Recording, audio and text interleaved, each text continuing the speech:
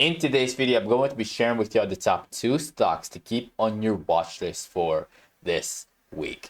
We're also going to be looking at the expectations for the CPI report that is coming up, and I'm going to be doing an update on some of the stocks that I've mentioned in the last video.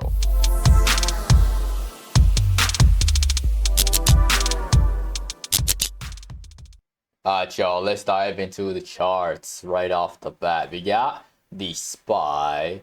And yeah, let's start off with the SPY futures.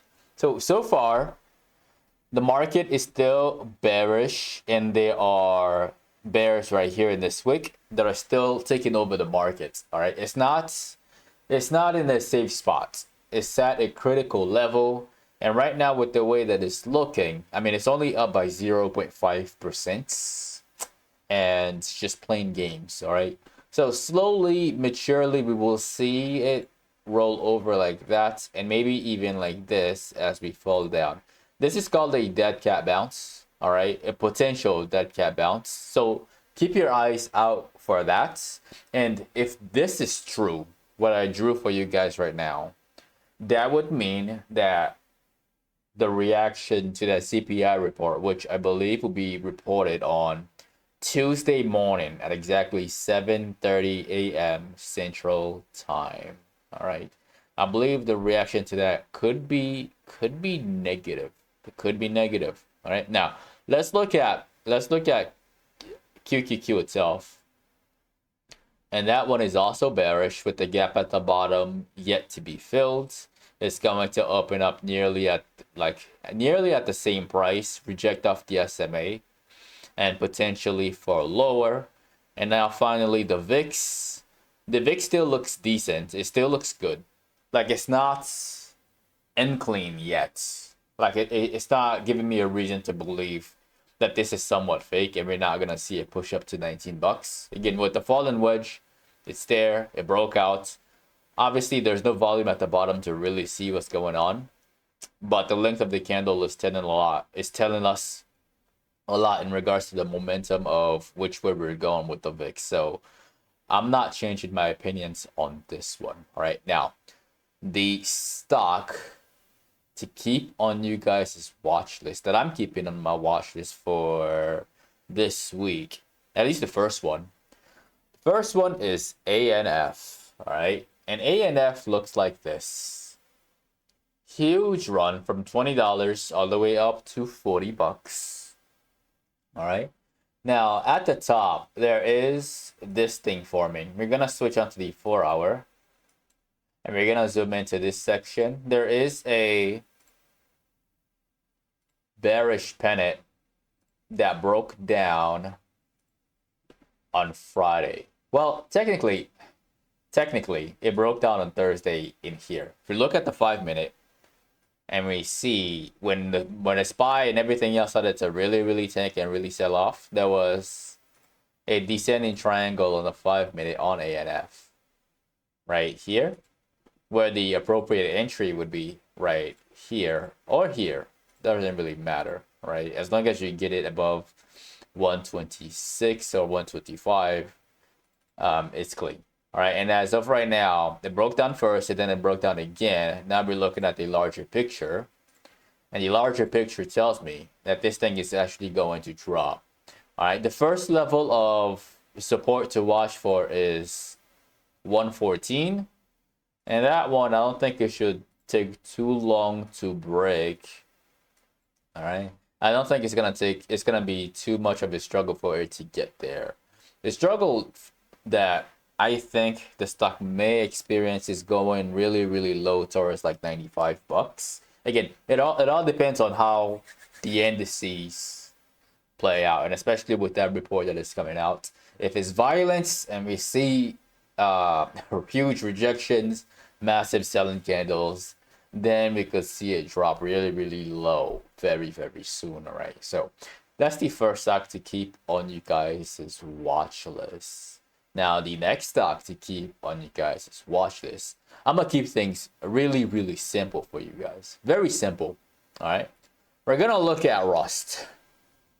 Again, all right? This is the second stock to keep on you guys' watch list. Again, if you're new to the channel, I shared Rust with you guys to short it with put options at 142, and the stock dropped. A lot of you made a lot of money, and this is the video where I tell you guys that there is more money to be made. All right, so watch Rust for a drop down to 134 bucks. Yes, Friday was kind of slow. It gave us a small doji, but that doesn't surprise me because usually after huge days, after big days, whether it's green or red, the day after that follows tend to be a small doji, followed by a little bit of consolidation or a continuation. All right, that's typically what happens. And this one, the 4 hour still looks great. The pattern is on the 4 hour and it's still behaving, right? This alert hasn't rung since the breakdown on the 2nd of April. It hasn't rung yet. And it shouldn't ring until the bottom alert rings at 134. I erased it. I removed it. I don't know why, but it's still there. All right. The bottom alert right here at 34 should be laid right there, and when it rings, then consider collecting your money off the table before this thing starts to reverse. All right, now let's look at the expectations for the CPI report. There you go. All right, so this is how, if you're not familiar with the CPI report, it's an inflation report. And they've been reporting it every single month. And if it's hot, markets don't like it. If it's cool, typically market likes it, and we see some bullish moves. All right, and what I mean by cool, I mean if it's slow. All right, if it's slow, market likes it, and it's typically a massive push. Now, right here, what you can see right here on the charts, it's been zigzagging. Right, we see an uptrend in the inflation report, followed by a little bit of a pullback, and then an uptrend and a pullback. Right. So right now, this is January at 3.1, and then this is February at 3.2. What they're expecting for March, which will be reported on Tuesday, they're expecting the inflation report to actually increase some more to 3.4. Now, I think disaster will strike just like it did back here. If you look at, we're gonna look at the SPY once again between August and September. That way we can see what happened, right?